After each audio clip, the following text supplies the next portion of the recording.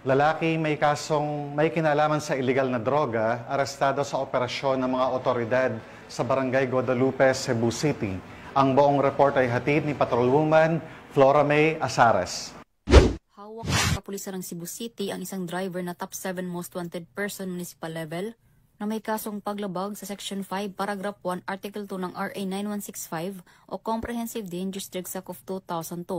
Matapos itong maaresto ng mga otoridad sa Virama Avenue, Barangay Guadalupe, Cebu City, noong ika-21 ng Oktubre ng taong kasalukuyan. Kinilala ni Police Captain Vincent P. Bontilao, Officer in Charge ng Police Station 9 Cebu City Police Office, ang suspect na si alias Alex, 38 anyos, na residente ng Sector 5 Barangay Pagsabungan, Mandawi City, Cebu.